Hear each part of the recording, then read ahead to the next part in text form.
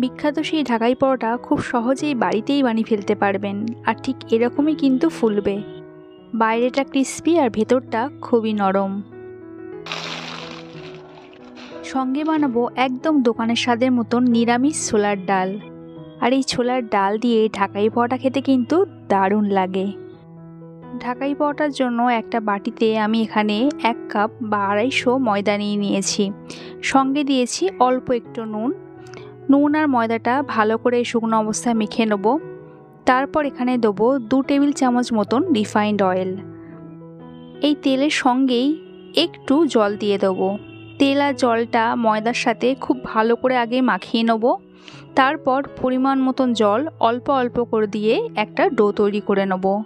একটু সময় নিয়ে আর খুব ভালো করে এই ময়দার ডোটা মেখে নিতে হবে, যাতে ময়দার ডোটা খুব সফট হয়। খুব একটা বেশি নরম বা খুব একটা বেশি শক্ত ডো কিন্তু হবে না। ঢাকা দিয়ে রেস্টে রেখে বাকি প্রিপারেশনটা করে নেব। ছোলার ডালটা আমি আগে করে নেব।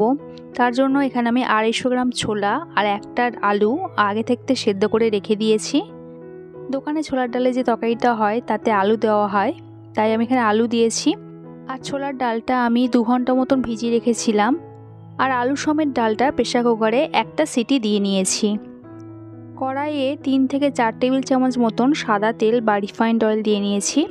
তেলটা গরম হলে এখানে দিয়ে দেবো 1 চামচ 5 ফোড়ন। সঙ্গে দেবো একটা শুকনো লঙ্কা আর একটা তেজপাতা। কয়েক সেকেন্ড মতন একটু নাড়াচাড়া করে নেব যতক্ষণ না ফোড়ন থেকে সুন্দর একটা গন্ধ বেরোচ্ছে। এরপর এখানে দিয়ে দেবো 1 টেবিল চামচ মতন আদার কিমা বা আদা কুচো। আদাটাও একটু নেড়ে চেড়ে নেবো।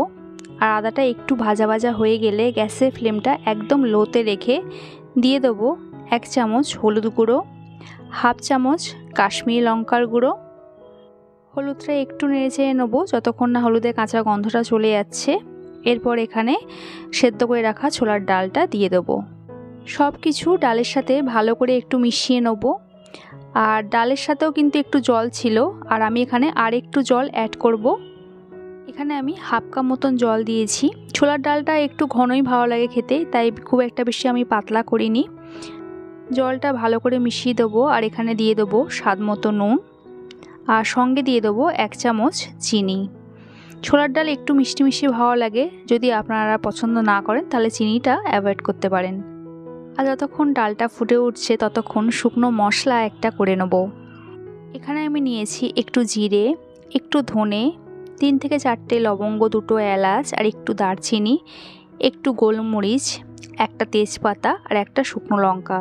এই সব মশলাগুলো আমি শুকনো খোলায় একটু ভালো করে ভেজে নেব।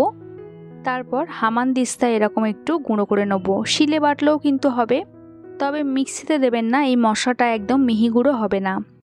আর এখানে আমার মশলাটা রেডি হয়ে গেছে। আর দেখুন এটা কিন্তু পুরোপুরি মিহি হয়নি, একটু আধ ভাঙা গোটা একটু আছে।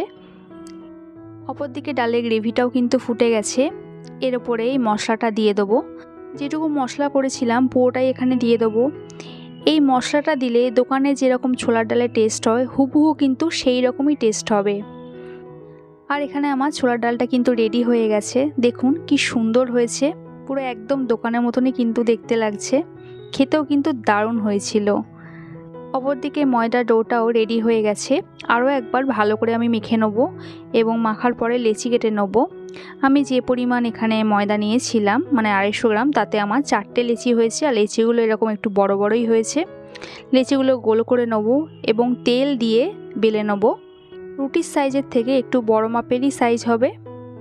আর এখানে আমার বেলা হয়ে গেছে। এরপর এখানে আমি রিফাইন্ড অয়েল এরকম ব্রাশ দিয়ে বা হাত দিয়ে যেটা সুবিধা হবে এরকম দিয়ে দেবো।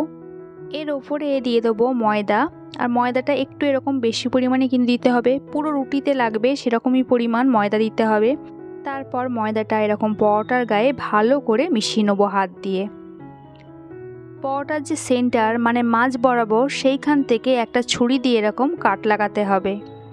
তারপর একটা সাইড থেকে এরকম আস্তে আস্তে রোল করে যেতে হবে, ঠিক যেমনটা আমি দেখাচ্ছি এখানে। এরকম করে পুরোটা রোল করে নিতে হবে। তারপর যে মুখটা আছে সেইটা এরকম মুড়ে দিতে হবে আঙুল দিয়ে, মানে মুখটা পুরো সিল করে দিতে হবে। দেখুন এখানে এরকম করে দিতে হবে। এরপর সামনের যে অংশটা একটুখানি অংশ এরকম ছুরির সাহায্যে কেটে দিতে হবে। আর উপরের দিকে যে অংশটা বেরোলো সেটা এরকম তেলের মধ্যে একটু ডুবিয়ে নিতে হবে। আর এখানে আমার একটা রেডি হয়ে গেছে দেখুন।